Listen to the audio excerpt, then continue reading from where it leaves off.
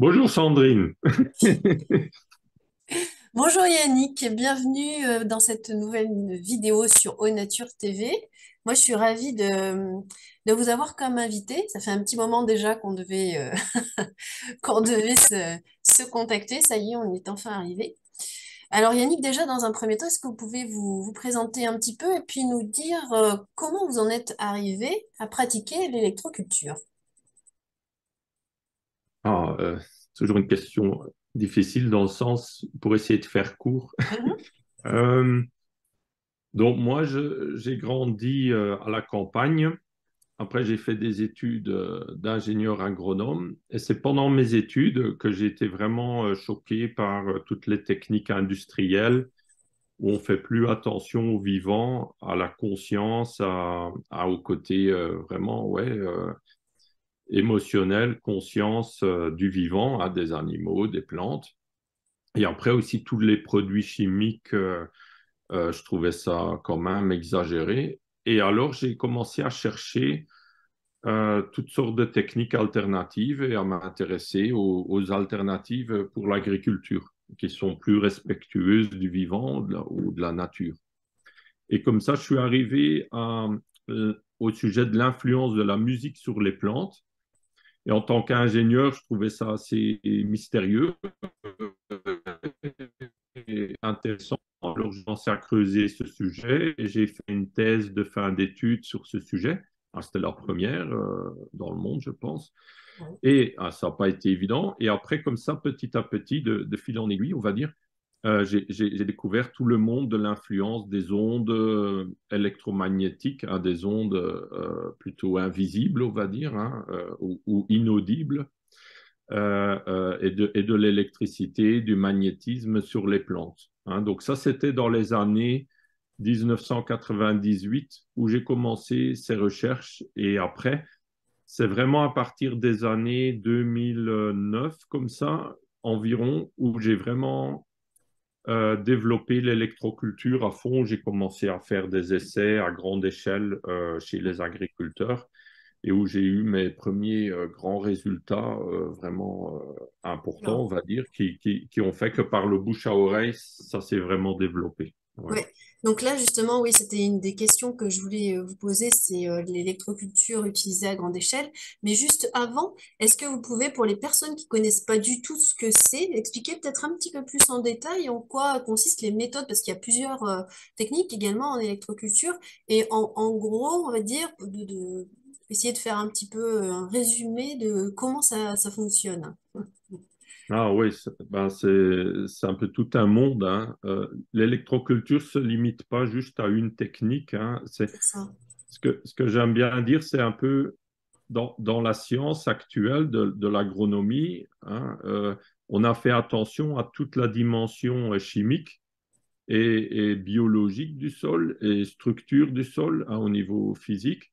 Et que là, avec l'électroculture, on va faire attention aussi à toute la dimension énergétique, électromagnétique. Donc, on va dire, toute une dimension qui n'a pas été explorée jusqu'à présent, Mm. mais qui a une influence énorme sur la vie. Et après, dans la pratique, Ouais. ben, il y a un tas d'applications. Ça peut consister à installer des antennes type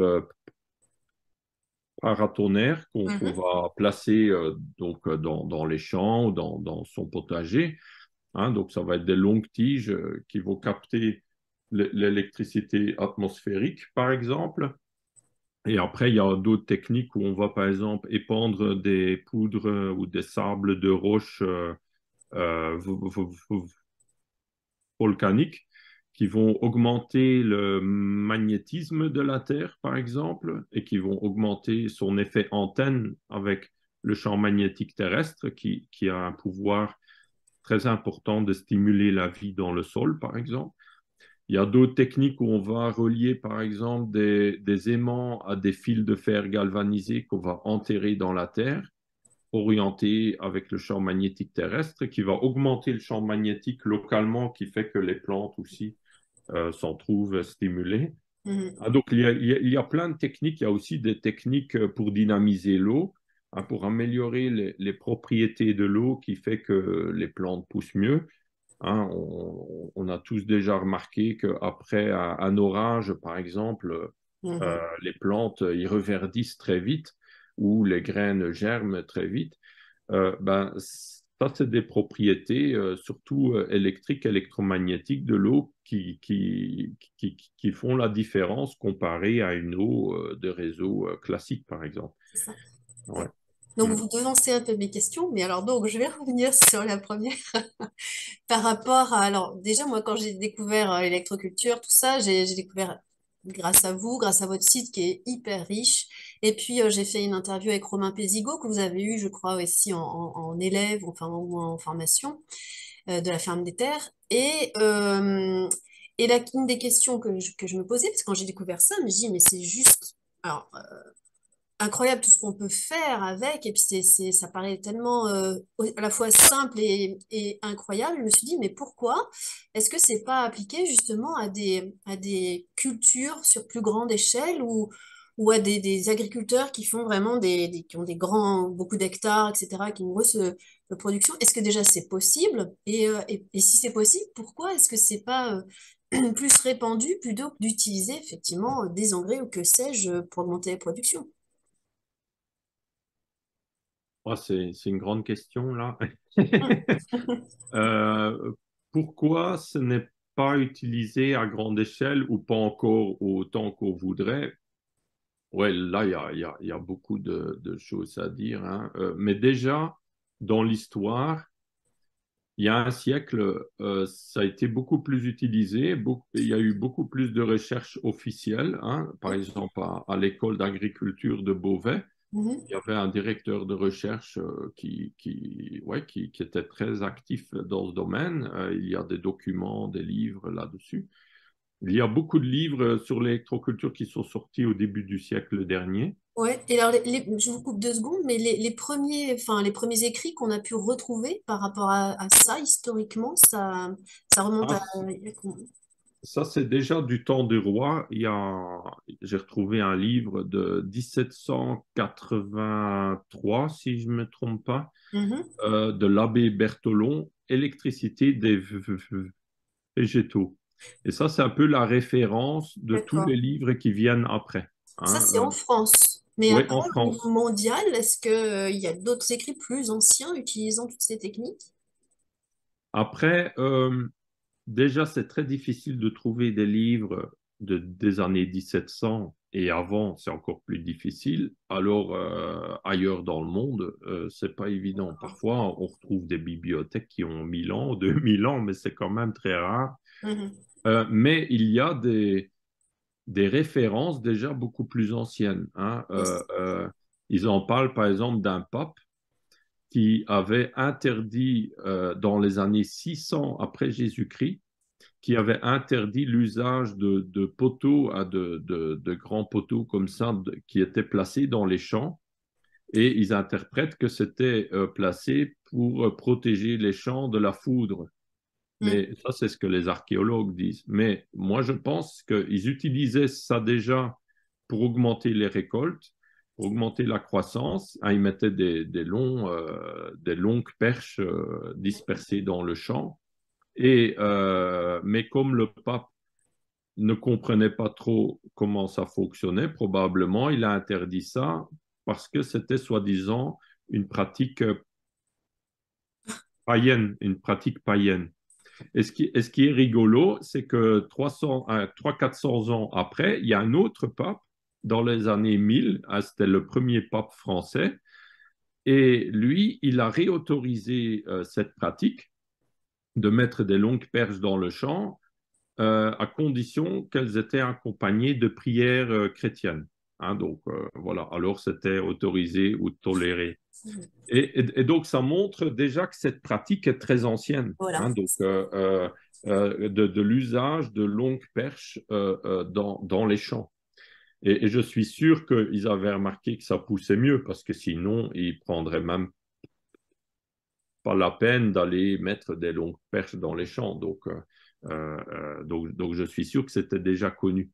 Il y a même des écrits ou pas des écrits, des images ou des hiéroglyphes Mm. qu'on pourrait interpréter devant certains temples en Égypte. Hein. Donc ça veut dire que ça a plusieurs milliers d'années alors, Ouais, où on peut voir des longues perches ouais. et des nuages et le temps ou l'eau, hein, donc, et la végétation. Donc probablement qu'ils veulent nous expliquer quelque chose en lien avec la végétation et le temps.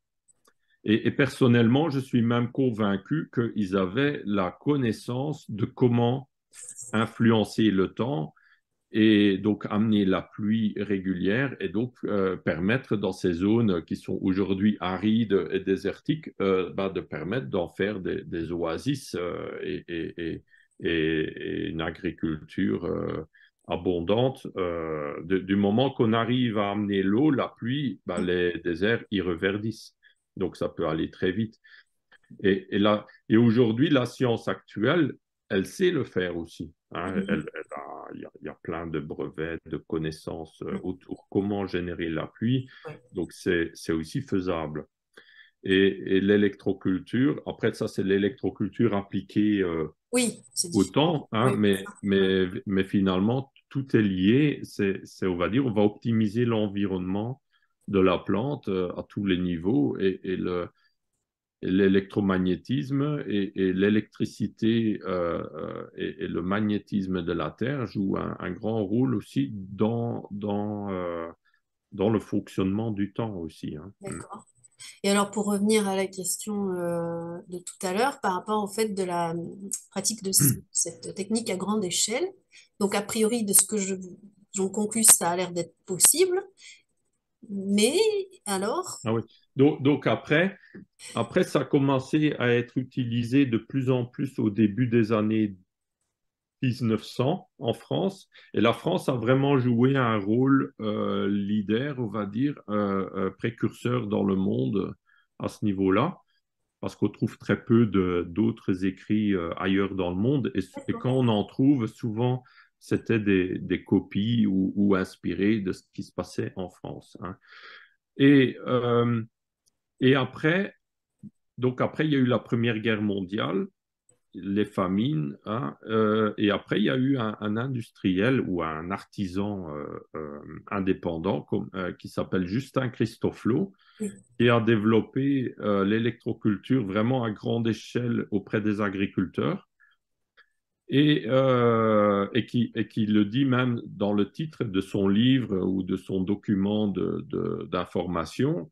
Il dit clairement que c'est une alternative aux engrais chimiques. Donc, le problème des engrais chimiques se posait déjà dans ce temps-là. Donc là, on parle des années 1918, 1925. Et après, il y a eu un ministre français qui était aussi le président, où il était dans l'association de la Fédération des mines de potasse d'Alsace. Hein. Donc, c'est à partir de quoi ils font les engrais chimiques. Et mhm, lui, il était devenu ministre de l'Agriculture. Et alors, lui, il a dit, ah, vous me virez tout ce qui est cours oui, d'électroculture dans les écoles et d'accord. toute référence à l'électroculture. Maintenant, on va parler que des engrais chimiques, etc. Oui, Et ça s'est passé un peu comme ça aussi dans le monde médical, dans différents secteurs, où ils ont, on va dire politiquement, économiquement, ils ont décidé de cacher, de censurer, tout dépend de connaissances, pour mettre en avant ce qui les arrange, on va dire. Hein. Et donc, du coup, à partir de là, ça a été vraiment, il y a eu des campagnes de dénigrement, il y a ouais, eu des attentats même sur la incroyable, propriété de Justin Christoflo. Ils incroyable. ont brûlé un arbre, ils ont tiré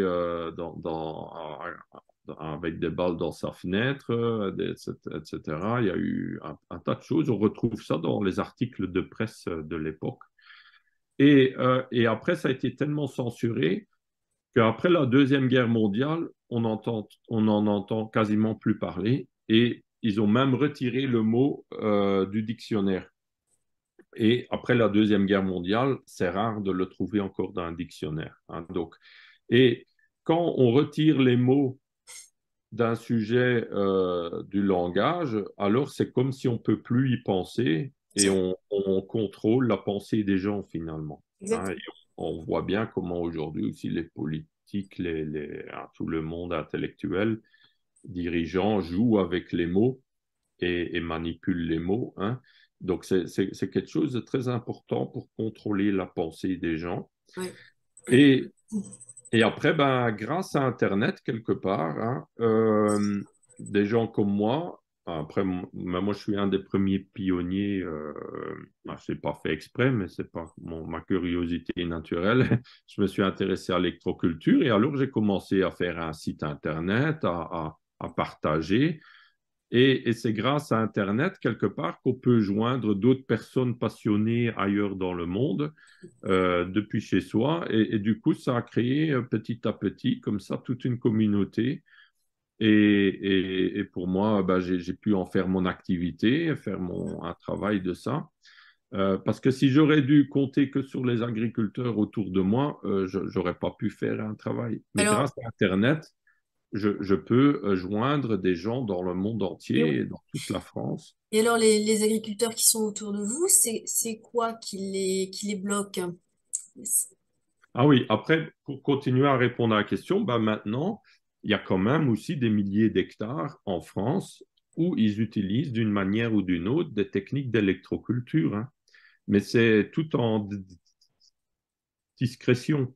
Par exemple, j'ai déjà des centaines d'agriculteurs qui utilisent, par exemple, des pyramides pour dynamiser leurs semences. D'accord. Mais ils font ça dans leur hangar, ils n'en parlent pas forcément Ah oui. aux conseillers techniques de la Chambre d'agriculture, ils ne sont pas au courant. Est-ce qu'ils risquent quelque chose s'ils font ça de manière claire, je dirais? C'est quoi le truc derrière tout ça, en fait? C'est parce Bah, qu'ils vont utiliser moins de leurs produits, alors c'est suspicieux. C'est quoi? oui, oui aussi, hein, le système, il veut naturellement pas il veut pas vendre moins de produits. Hein, donc, toutes les techniques qui réduisent l'usage de leurs produits ou qui réduisent leur chiffre d'affaires, ils ne seront pas très contents. Hein. Mais ce qui bloque hein, ou ce qui freine au niveau de l'agriculture, au développement de l'électroculture, c'est deux choses. C'est déjà l'ignorance, c'est que Ouais, là, il y en a beaucoup qui seraient bien intéressés, mais qui ne connaissent pas encore, tout simplement. ouais. C'est pour ça que j'écris des livres, des articles, sites internet, des vidéos, que je communique beaucoup, Mhm. parce que c'est vraiment par la connaissance et Bien en sûr. communiquant qu'on peut informer. Et après, il y a une deuxième chose, c'est aussi la croyance. On a été endoctriné avec un tas de théories à l'école qui sont en majorité pas tout à fait vraies ou partiellement vraies, Mhm. hein, qui sont bien, hein, ça a été intelligemment fait pour que les gens ne croient pas trop à tout ça, on va dire. Hein. Et alors, du coup, ça freine beaucoup aussi. Maintenant, ce qui fait que ça se développe, c'est que les gens, ils se posent des questions, justement, et ils se disent, ouais, tout ce que j'ai appris à l'école n'est pas tout à fait juste. Et donc, ils cherchent. Et donc, comme ça, et parfois, ils ont des gros problèmes où ils n'arrivent pas à trouver des solutions par rapport à une maladie, par rapport à la fertilité de leur terre, que malgré les produits chimiques, malgré les engrais chimiques, ils n'arrivent quand même pas à avoir des bons résultats. Et alors là, ils sont ouverts à des nouvelles techniques et ils cherchent. Et c'est comme ça qu'il y a quand même des innovateurs qui osent faire le pas et expérimenter l'électroculture. Parce Voilà. que après, ne serait-ce que quand on va sur votre groupe que vous avez, notamment sur Facebook, on voit les témoignages des gens, et puis ben, vous, en fait, vous, quand vous êtes dans votre jardin, on peut que être, Mm. voilà, c'est surprenant, en fait, hein, tout ce que vous arrivez à faire, que ce soit par la grandeur, par le rendement, par tout ça. En fait, dans les faits, on peut que constater Oui, le- oui, oui. les Ouais, résultats. ben, c'est pour ça que j'insiste à faire des petites vidéos de témoignages et que j'incite tout le monde qui expérimente à faire des vidéos témoignages ou à partager leurs photos, parce que c'est vraiment par qu'on peut informer d'autres et que d'autres aient envie de le faire Oui, aussi. Hein, parce que si on fait que parler sans montrer de résultats, alors ça reste abstrait et les gens ils restent qu'observateurs derrière un écran. ouais. Hein. Puis après, Mais ouais, il y a peut-être cette notion de, bon, bah finalement, mettre des engrais, mettre des trucs, c'est une solution de facilité quelque part. Et ouais, dire, ouais. tiens, si je passe à ça, ça va être compliqué. Comment je vais arriver à faire les tours? Comment je vais arriver à faire ça? Ça, vous avez des solutions pour, je crois, sur votre site aussi, vous vendez certaines tours ou des antennes. Vous montrez aussi dans certaines vidéos comment on peut les fabriquer. Oui, oui. Ma stratégie, on va dire, c'est que je suis pour le open source, donc j'explique tout, Oui, comment faire. Donc, si quelqu'un veut faire soi-même, bricoler soi-même des choses, il peut, oui, pour son propre usage. oui. Et après, euh, je fabrique aussi un tas de choses que je revends sur mon site. Et ça permet aux gens de me soutenir, d'acheter aussi des choses, hein, parce que tout le monde ne va pas bricoler non plus. C'est ça, c'est Et, ça. ça permet pour moi aussi de développer mon activité et de proposer des solutions toutes faites Mm, mm. pour le jardinier, l'agriculteur, voilà. Ça. Donc, il y a Et vraiment le après, choix. le comment utiliser, c'est vrai, quelqu'un qui découvre, ben, il a encore aucune idée comment ça fonctionne, comment installer. Alors, du coup, ben, maintenant, je travaille beaucoup sur des fiches le plus résumé possible pour expliquer comment utiliser, comment bien installer, comment Mm, obtenir les meilleurs résultats et les livres et les vidéos aussi. Hein. Donc, tout ça, oui, ça aide. Et j'organise des stages, oui. des formations. Mm, En général, c'est 2 jours pour mm, commencer. Hein. Et après aussi des formations en ligne. Hein. Donc, j'en ai déjà fait maintenant en allemand, en anglais. ok. Je suis occupé en français, en néerlandais là aussi en ce moment. Donc, ouais, c'est en train de se développer. Et maintenant, j'ai aussi des anciens stagiaires hein, qui deviennent aussi connus sur Internet et qui développent aussi à leur façon. Et donc, du coup, ça crée toute une communauté, Ouais, tout un réseau, et oui. ça crée finalement tout un nouveau pan de l'économie, quelque part, alternatif, que ce soit dans le monde de la formation, Mm, média, un peu comme vous aussi, vous faites votre propre média quelque part, ben, je pense dans la société, on est en train de créer tout un nouveau monde comme ça, alternatif et qui se développe très bien finalement, hein, comparé à l'ancien monde qui a plus tendance à s'écrouler ouais, que c'est autre ça. chose, hein. Donc voilà, on est dans une sorte de transition, je Oui, dirais, hein, oui, je pense. Voilà. oui, c'est vrai. Et ce qui est intéressant aussi, Ouais. au-delà de l'application qu'on peut avoir dans le jardin ou en agriculture, j'ai vu aussi sur votre site l'application qu'on peut avoir, très simple d'ailleurs, par rapport aux abeilles, avec notamment les fils en cuivre là. Et ça, je trouve Oui, ça pour les super. abeilles. Je m'étais intéressé aux abeilles parce que j'avais besoin de cire d'abeilles. Et comme on parlait beaucoup dans les médias de la disparition Oui, des abeilles, je me dis, bah, il faut trouver une solution pour les aider, les abeilles. ouais, Et alors, j'ai regardé au niveau électroculture, qu'est-ce qu'on pourrait faire. Et alors, j'ai appris une technique qui a déjà les aimants. On peut poser des aimants assez simples sur la ruche et ça crée comme une bulle magnétique ouais. qui va amplifier l'énergie de la ruche et des abeilles. Il se porte déjà mieux, il y a beaucoup moins de mortalité. Hein. On peut facilement diminuer de 50% la mortalité des abeilles. C'est énorme, hein. Après, il y a la deuxième technique, donc le fil de cuivre ou la bande de cuivre qu'on va poser à l'entrée de la ruche, Ouais, ça qui j'ai. va faire que les abeilles, ils vont Voilà, marcher voilà. sur le cuivre en rentrant et sortant, et ils vont amener comme ça des ions de cuivre à l'intérieur, et le fait d'amener des ions de cuivre, ça, c'est un effet bactéricide et anti-varroa, anti le parasite qui nuit beaucoup aux abeilles.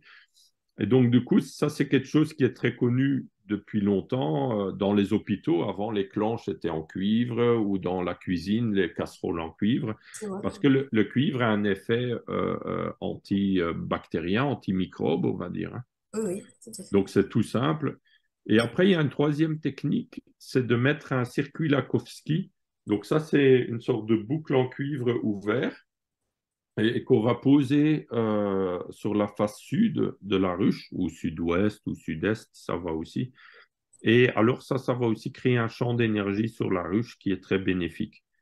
Et les trois ensemble, on améliore vraiment beaucoup, beaucoup l'état de santé de la ruche. Ça, Euh, c'est... pour vous dire un exemple, j'avais quatre ruches sans aucune technique d'électroculture et six ruches avec ces techniques d'électroculture avant l'hiver. Et après l'hiver, sur les 400, il y en a trois qui sont morts, un qui a survécu, et sur les six avec électroculture, il y en a cinq qui ont survécu, qui se sont bien développés après, et un qui était mort, on va dire. Donc, c'est vraiment une grande différence.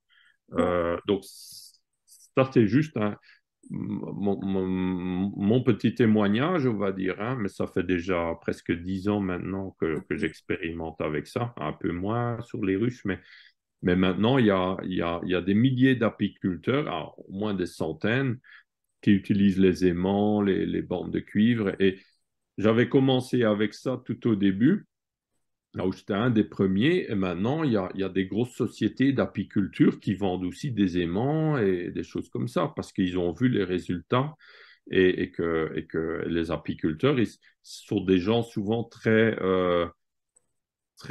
pratique, on va dire, hein. Eux, ils voient les résultats, il n'y a C'est pas ça. photo. S'ils C'est peuvent ça. sauver des ruches, ben, ils l'utilisent, hein. Mm. Et au-delà de cet aspect anti, comme vous disiez, par rapport aux bactéries et tout, est-ce qu'il y a aussi un effet par rapport, parce qu'on entend quand même parler aussi de ça, des ondes, les 5G, les machins, est-ce que ça a un effet aussi protecteur ou autre? Oui, Oui? oui, oui. Ah, je pense, après, Ok. on va dire, ça c'est ce que je pense personnellement, Ouais. hein. Après, c'est pas prouvé scientifiquement, mais c'est un peu, ce que je vois, c'est un peu comme la planète Terre qui a son champ magnétique, Oui. qui nous protège Oui. des champs magnétiques vivants qui peuvent venir du soleil ou des astres. Donc, ça crée comme une bulle magnétique. Ben, je pense sur la ruche, il y a un peu cet effet-là, Je c'est que pense ça aussi. crée une bulle magnétique par rapport aux pollutions électromagnétiques. Voilà, Hein, par rapport à... ça me Ouais. paraissait logique aussi, ouais.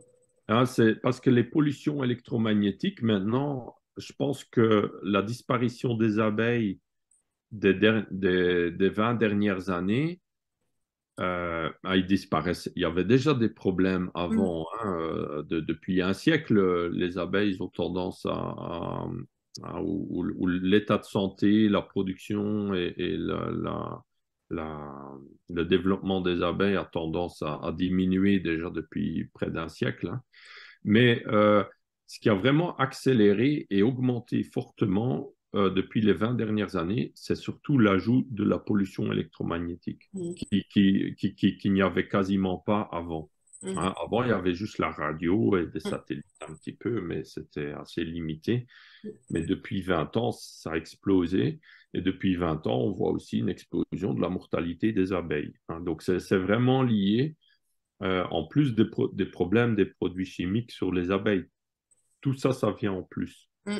Donc, du coup, naturellement, le mieux, c'est de protéger contre les ondes, mais voilà, on peut pas, Mm. hein, Mm. on n'a pas le pouvoir de débrancher les Mm. antennes relais, tout ça. Donc, du coup, on essaye de tout faire pour augmenter l'énergie des abeilles pour qu'ils soient plus résistants Mm. aux agressions extérieures, hein. Mm. D'accord. Et alors, pour en revenir aux cultures, est-ce qu'il y a certaines cultures qui sont plus réceptives, où il y a plus de résultats avec certaines cultures qu'avec d'autres? Avec, Oui, oui, oui, oui, oui, il y a des cultures. euh, Par exemple, dans nos potagers, il y a quelques plantes où on voit tout de suite des résultats, c'est les framboisiers. oui, Dès on qu'on voit dans le met, jardin, hein, c'est impressionnant. hein, dès qu'on met une antenne Ouais. paratonnerre de 3 4 mètres de haut à côté, l'année d'après, ils font 1 mètre, 1 mètre de plus, Et hein. comment ça s'explique alors qu'il y ait des variétés qui soient plus réceptives que d'autres? Ben, c'est un peu comme dans la nature, il y a des plantes, des insectes, des animaux, on est tous plus adaptés à tel environnement ou tel environnement. Donc, il y aura des plantes plus adaptées à des zones avec des champs magnétiques très faibles et d'autres à des champs magnétiques forts, comme sur un volcan. Ok. Hein, mais une plante qui veut, c'est un peu comme avec l'humidité. Il y a des plantes qui aiment bien beaucoup d'humidité et d'autres qui aiment pas du tout, sinon ils pourrissent. Donc, C'est vrai. au niveau électromagnétique, je pense qu'il y a aussi de doses différents en fonction des plantes, qui fait que il y a certaines plantes où on va voir des très grands résultats avec certaines techniques et d'autres plantes moins. Hein. Il y a 3-4 plantes dans le jardin où on voit vraiment des très grands résultats. C'est la rhubarbe, Mhm. les arbres fruitiers aussi, Mhm. les pommiers, poiriers, abricotiers, la vigne aussi, la vigne, les framboisiers, sur les tomates aussi, ouais, sur les tomates, on peut aussi voir des traits, sur les pommes de terre aussi. En réalité, sur presque toutes les plantes de culture, Oui. on a quand même en général des bons résultats. Hein. Ah, mais où c'est vraiment très visible, c'est sur la rhubarbe, où j'ai déjà vu, par exemple, des multiplications de récoltes fois 2, fois 3 simplement en posant une antenne. Mais c'est des choses qui sont possibles. Les framboisiers aussi, et ça, c'est très visible. Quand vous avez la tige qui d'habitude fait 1,50 m et que l'année d'après, elle fait 2,50 m, ben, vous Oui. voyez bien la différence. Hein. Donc ça, Oui. il n'y a pas de photo. Ap- Après, c'est pas Ah, que sur la hauteur ou sur le rendement ou la grosseur des légumes ou des fruits, c'est aussi au niveau de la qualité nutritive ouais. que ça change des choses. Ouais, bah, par exemple, Romain, Oui, bah oui, dont tu parlais au début, que le voir. lui, c'est un maraîcher qui est reconnu pour avoir des légumes de super qualité. Et il paraît même qu'il est un des premiers à vendre tous ses légumes au marché avant les autres, parce il y en a qui vont vraiment acheter chez lui, vraiment parce que la qualité est bien meilleure souvent que chez d'autres. Hein. Et ça, on remarque, c'est que il y a eu des recherches scientifiques là-dessus où ils ont remarqué que ça peut augmenter de 20 à 30%, parfois même 50% et plus, le taux de nutriments Mm. d'huile essentielle dans la plante. Donc, Ouais, donc après, ça va s'exprimer à plus d'arômes, à plus exactement. de goût. C'est vraiment impressionnant. C'est magnifique. Et c'est vrai que Hein. Romain, il en est un sacré bel exemple, hein. Oui, oui, oui, oui. Et par rapport Ben, à cette... Romain, c'est vraiment un gars, quand il était venu, il n'était pas encore installé comme Mm, maraîcher. Il était mm. venu à mon stage, mais il était très, très motivé à faire autrement. Et c'est souvent comme ça les nouveaux agriculteurs, je dirais, hein, qui viennent d'un autre monde et qui ont des idéaux et qui sont prêts vraiment à mettre le Oh, paquet sur les techniques alternatives ah, hein, et à faire autrement. Et Romain est un exemple ah comme oui, ça. oui. Et alors, lui, il a beaucoup utilisé les tours rondes, Mm. hein, les tours rondes paramagnétiques, et il a eu des super résultats avec ça. Hein. Après, il utilise encore d'autres techniques aussi, mais déjà avec les tours rondes, il a des super résultats. Et les tours rondes, ça répond à l'autre question, comment utiliser à grande échelle? Oui. Ben, les tours rondes, c'est une technique qui permet d'utiliser grande échelle. On peut traiter plusieurs hectares avec une tour ronde, hein, en fonction de la taille de la tour ronde. Et c'est assez bon marché à faire. Hein. Euh, pour ceux qui ne connaissent pas, une tour ronde, c'est, par exemple, là, j'en ai une, là, mais ça, c'est une petite, hein, mais Mhm, c'est un exemple. mhm. Donc, ça, c'est fait en ciment basalte. Hein, donc, c'est un mélange de ciment et de basalte. Ça, on peut utiliser dans son jardin, dans son potager, dans des cultures en pack ou en pot. On peut utiliser ça, mais on peut faire ça en grand aussi, pour faire genre 1,50 m, 2 Oui, mètres de oui, haut, oui, oui, et comme Romain le fait. ça. Et alors, on peut prendre des tuyaux en grès. Hein, donc, c'est des tuyaux en argile cuite hein, à haute température. Ça fait du grès, c'est très dur et c'est naturel.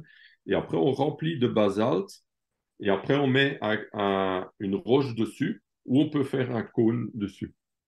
Et alors ça va capter les ondes radio de basse fréquence de la Terre, qu'on appelle les ondes Schumann, ou que Mhm. certains appellent aussi la fréquence de la Terre ou la résonance de la Terre, hein, qui est de plus en plus connue maintenant. Et ça influence énormément la vie sur Terre et la santé, en Oui, général, la résistance. Et ces tours, c'est des antennes naturelles qui vont augmenter ces ondes et les amplifier localement sur un rayon de plusieurs dizaines de mètres, voire centaines de mètres autour, hein. Et c'est très, très efficace, ça. C'est vraiment très intéressant. oui. Mais là aussi, il y a des cultures. Par exemple, au niveau agricole, j'avais un fermier, il avait doublé sa récolte sur du colza, Mhm. hein, donc faire l'huile de colza, hein. Mais après, il avait semé du blé et sur le blé, il a vu très peu de résultats, hein. D'accord. Donc, ça montre qu'il y aura des plantes Oui, ok. qui vont réagir beaucoup plus que d'autres, hein. C'est D'accord. normal. Hmm. Et il y a peut-être aussi une question que certaines personnes peuvent se poser, que ce soit des agriculteurs ou des personnes qui font leur jardin, c'est peut-être la question du coût. Est-ce que c'est une technique qui a un coût élevé ou pas? Et si on compare justement par rapport à des méthodes chimiques ou des engrais, est-ce que c'est plus intéressant? Ah bah euh, c'est bien plus intéressant que les produits chimiques. Maintenant, il faut voir ça chacun dans son contexte. Un exemple, un maraîcher, il va produire genre 50 000 euros de légumes à l'hectare ou plus. Mhm. Et il a plus de moyens pour investir dans les techniques qu'en grande culture où il va peut-être produire que 1 000, 2 000 euros à l'hectare, hein. Où c'est plus extensif, hein. Euh, qu- Quand on est un maraîcher, on peut facilement investir 2 000, 3 000 euros dans des techniques en grande culture. C'est plus compliqué, hein. Alors là, les engrais chimiques, euh, euh, disons le problème des engrais chimiques ou la différence, c'est que l'électroculture, on va installer les choses une fois pour toutes. D'accord, Donc, d'accord, une tour, elle va agir sur des dizaines d'années, d'accord, hein. Donc, on ne calcule pas le prix non plus à l'année. bien sûr. Mais alors, il faudrait calculer sur 10 ans. Mhm. Mais, que les engrais chimiques et les approches chimiques, c'est calculé à l'année. Ah, ils Vraiment, font le oui. bilan année après année. Donc, une autre approche. Maintenant, les cultures intéressantes parfois sur certaines techniques que ça coûte pas plus cher que les engrais chimiques sur un an, Mm. hein. Il y a des techniques. Un exemple, si on veut mettre une tour ronde, Mhm. si on peut trouver des tuyaux engrais d'occasion pas chers Bien sûr. et qu'on habite en Auvergne près de mines de basalte où il y a du basalte de partout, mais il suffit de creuser. Alors là, ça coûte presque rien, Ça, hein. ça. Donc, il y a vraiment beaucoup de choses qu'on peut faire Ouais. vraiment avec les matériaux du bord. Ouais. Parce que finalement, il suffit parfois de juste des bouts de fil de cuivre ou des fils de fer galvanisés. Ah, c'est ça. Un, On peut un facilement. exemple sur les ruches, Ouais. un exemple sur les ruches là, de mettre des aimants, on prend des vieux haut-parleurs, on les Oui, casse, on récupère les aimants, on met sur la ruche, donc ça coûte rien. c'est Un ça. fil de Et cuivre, ça on recycle en prend, plus. ouais, voilà, on recycle. On prend un bout de fil de cuivre ou des bouts de fil de cuivre de vieilles machines électriques Ouais, hop, complètement. et on pose. Donc, mais il suffit d'être un peu bricoleur Oui, c'est ça. C'est ça. et, et un pot de miel. Si maintenant la ruche fait 20 kilos de miel à 20 euros le kilo, ben Mhm. c'est vite remboursé le petit bricolage. Mm, c'est Hein, clair. donc c'est vraiment le coût n'est pas vraiment un problème, c'est plutôt la croyance de Exactement. simplement y croire et de passer à l'action, hein, et de faire et d'expérimenter. Ah. Mm. Et alors après, pour finir, j'aimerais juste parler d'une chose, moi, qui m'intéresse aussi particulièrement en tant que naturo, bien évidemment, c'est aussi l'effet que ça peut avoir sur les plantes médicinales, le taux d'huile essentielle, etc. Et j'ai découvert justement sur votre site la thèse qu'avait fait une dame, Martine Querel, hein, c'est ça. Et c'est marrant parce qu'elle a fait cette thèse en 1984, donc à l'université, à la fac de médecine de Limoges, donc là où j'habite, et j'ai trouvé ça un Ah joli oui, clin ah. d'œil, j'ai trouvé ça marrant. Et je suis allée regarder un petit peu son travail et tout. Et pour voir que ça date de 1984, je pense que c'était une des rares aussi à faire ça et à oser, parce qu'elle le dit aussi, hein, qu'elle a osé présenter cette thèse justement Mm. sur les effets de l'électroculture, notamment sur les plantes médicinales. Et par rapport à, elle marque l'exemple de la menthe poivrée, l'augmentation en fait du taux d'huile essentielle de la menthe poivrée et tout ça. Donc c'est vraiment passionnant, tous les effets et toutes les sur quoi on peut appliquer en fait ces Mm. techniques, quoi. C'est aussi pour la santé des humains, des animaux, de la nature. Bah oui, quand elle montre bien là sur deux plantes médicinales, la datura et la Ah, menthe poivrée, elle augmente genre de 20-30% la matière sèche et elle augmente genre autour de 20% le taux d'huile essentielle. Donc, ce qui est intéressant à ce que ça prouve aussi, c'est que contrairement à l'agriculture chimique, avec l'électroculture, les plantes vont être épanouies, ils auront plus d'énergie et hum. ils vont se développer plus grands en général, mais aussi plus denses. Voilà, oui, Et que, et que avec l'agriculture chimique, c'est l'inverse. Ils vont complètement. absorber les produits chimiques et pour se détoxifier, ils vont gonfler pour diluer les toxines, on va C'est dire. ça, Et c'est ça. donc, du coup, ils seront plus faibles et donc, il y a moins de nutriments. Hein.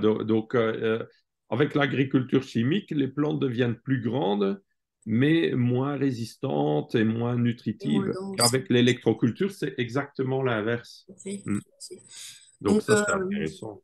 ouais, c'est super intéressant et vraiment pourvu mais je pense qu'on est sur la bonne voie hein, pour ça, parce qu'on parlait aussi des coûts tout à l'heure et je veux dire, il y a un moment donné, les agriculteurs vont pas pouvoir non plus continuer à dépenser des sommes astronomiques pour des engrais chimiques et tout, donc ils vont s'y retrouver, tout le monde va s'y retrouver et finalement à Mm. revenir à du bon sens et à ces pratiques qui pour moi sont un bon sens absolu, quoi.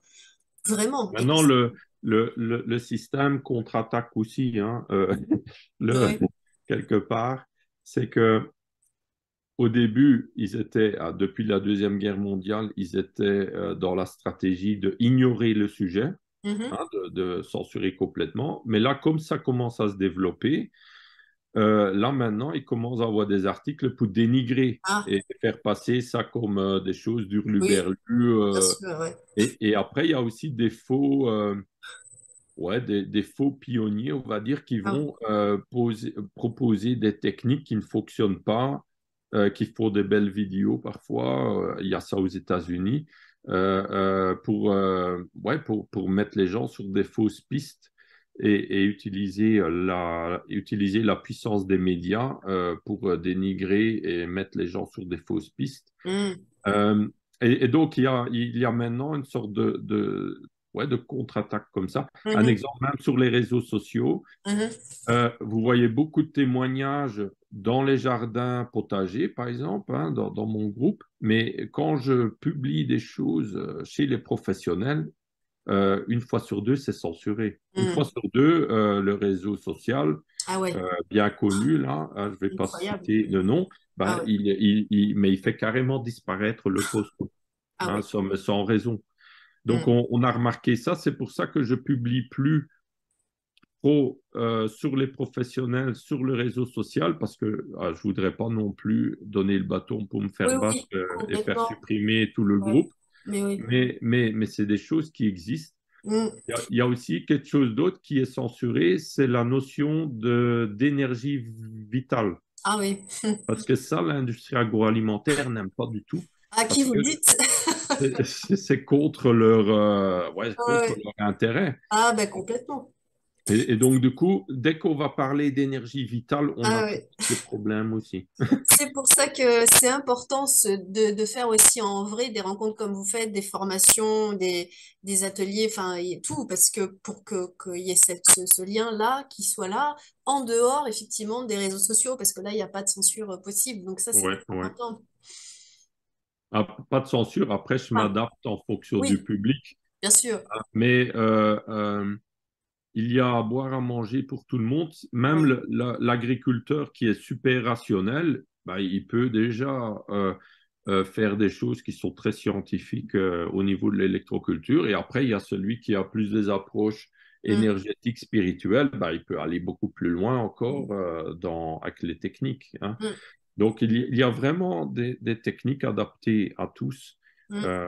qui permet que chacun peut commencer à expérimenter C'est ça, et à voir assez vite des résultats. c'est ça. Hein, parce que dès la première année ou dès les premières semaines, je dirais, on peut voir des résultats. Donc, D'accord. c'est quand même assez intéressant. C'est clair, oui. Donc en plus, c'est rapide, c'est efficace, et il y a que à y gagner au final, utiliser tout ça, hein.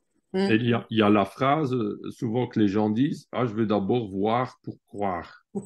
Et ça, j'aime bien la raconter parce que dans la réalité, elle est fausse, cette phrase. En réalité, c'est l'inverse.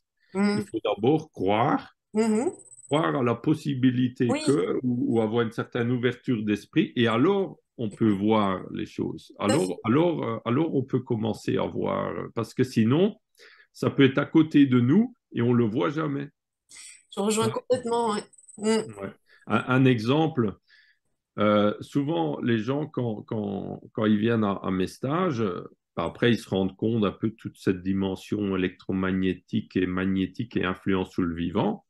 Alors, je leur dis, voilà, souvent, quand on a par exemple des barrières ou une clôture en métal, si on a un bout de clôture de son jardin qui est placé exactement nord-sud, bah, souvent, ça va se magnétiser avec le champ magnétique terrestre. Et les plantes qui poussent le long, ils sont souvent beaucoup plus grands qu'ailleurs et Ah oui, beaucoup plus résistants et moins de maladies. c'est vrai. Mais aussi longtemps qu'on s'est jamais posé cette question, on n'a jamais fait le lien Ouais, avec la barrière parce qu'on ne connaît pas, on ne sait pas, et donc du coup, on pense que c'est le hasard. tout à Mais fait. non, c'est pas le hasard, Mm. et ça s'explique. Et après, une fois qu'on a appris, bah alors on peut voir ces phénomènes autour de nous.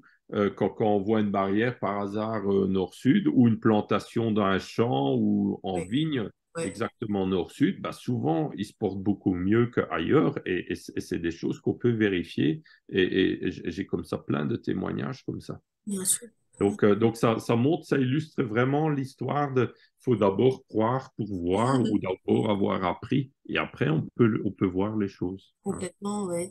Et Ouais. puis, c'est magnifique, en fait. Ça ouvre des portes à plein de choses, hein. C'est super. Mm. Et Mm. même pour nous, pour notre santé, parce que Oui, nous c'est ça, aussi, tout ce qui fait du bien aux plantes, évident. toutes ces énergies sont aussi bénéfiques pour nous.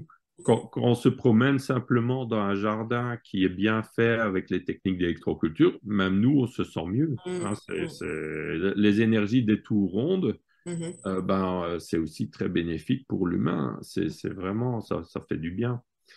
Et ouais, Ah oui, ce que je voulais aussi raconter, c'est qu'en réalité, aujourd'hui, la nature qui nous entoure, ce qu'on voit, comment les plantes poussent, pour moi, c'est vraiment en dessous de son potentiel. Mhm. En réalité, c'est complètement anormal et toute la nature est quelque part déprimée, attaquée et ils ont fait un test hein, dans les montagnes rocheuses aux États-Unis. Ils ont mis des arbres, des petits arbres sous cage de Faraday pour Mhm. protéger de la pollution électromagnétique. Et d'autres, ils ont mis dans des cages en plastique parce que la cage fait elle-même un peu d'ombre, mais le plastique, ça ne fait pas cage de Bien sûr. Faraday, donc les ondes pouvaient passer. Ouais. Et après, ils ont observé la croissance de l'arbre. Ben, les arbres isolés de la pollution électromagnétique faisaient des nouvelles pousses 2 fois plus grandes que Mm. ceux sous les Ouais. cages plastiques. Donc, ça montre Ouais. que Et ça, c'est qu'un un paramètre, un facteur, mais ça montre que finalement, les arbres, en général, ils sont comme déprimés. S'il n'y Mhm. aurait pas toute cette pollution électromagnétique, nos cultures pousseraient déjà beaucoup mieux déjà. Ah, il y aurait déjà beaucoup moins de problèmes. Bien sûr, est-ce qu'on peut faire vraiment le parallèle avec l'être humain qui est dans son sous-potentiel, je dirais aussi un peu Oui, oui, oui, combien de gens n'ont pas accès, alors comme on parlait tout à l'heure d'énergie vitale, tout ça, en fait, qui sont en oui, sous-énergie vitale, comme en dépression, on peut aussi mettre le mot, c'est oui, oui. exactement la même chose. Donc Ah ça oui, oui, montre bien c'est que exactement la même chose. c'est corrélé. On prend quelqu'un qui fait, qui habite à Paris dans un C'est appartement, ça. banlieue, boulot, métro, dodo. Mm. Il est complètement fatigué. Il a, il aura souvent des problèmes. Et vous comparez à la personne qui vit en campagne ou comme Romain dans ses champs où il s'occupe de 3-4 hectares tout seul. Mais je ne sais pas comment il fait, Mais mais c'est oui, c'est ça, extraordinaire. bien sûr. Mais il a toute Euh, l'énergie pour le faire et voilà, sans problème. voilà. Donc c'est vraiment. Et quand on va mettre la personne, on va le sortir de son appart et on va le mettre à la campagne, en très peu de temps, il retrouve de l'énergie et il retrouve de la motivation, de l'enthousiasme, Mm. mais qu'il avait perdu Oui. depuis longtemps, souvent en ville. Donc ouais, c'est vraiment notre potentiel aussi est décuplé. Mm. On a beaucoup plus d'énergie. Et d'ailleurs, Justin Christoflo, dans l'histoire, il est dit que il dormait que 2-3 heures par nuit, hein. Il dormait très peu, il avait plein d'énergie. Et il mettait ses antennes qu'il mettait dans les champs et le jardin, il mettait ça en dessous de son lit. Ah oui. Ah, donc, il dormait dessus. Donc, c'est vraiment très, très efficace, hein. Ça montre bien que nous aussi, on est complètement dépendant de tellement de facteurs et qu'on est aussi réactif à tout ça et qu'on n'est pas séparés. Ouais.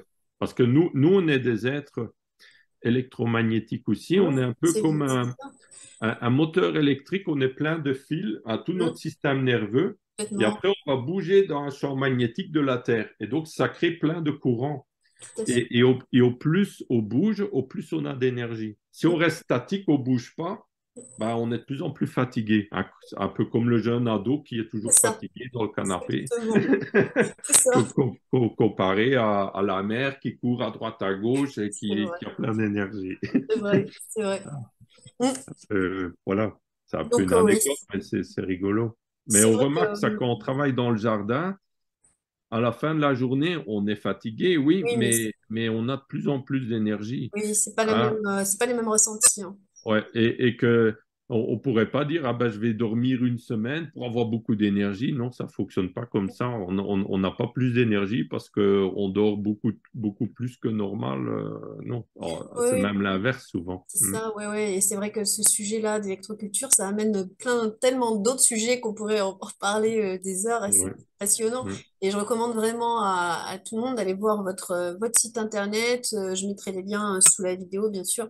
Votre site internet, les groupes Facebook que vous avez et tout pour vraiment s'enrichir parce qu'en plus, votre site internet il est vraiment super riche. Il y a tellement de choses à voir. Et puis, toutes les vidéos que vous mettez en ligne et tout qui expliquent ça de manière vraiment simple. Donc, c'est vraiment accessible à tout le monde.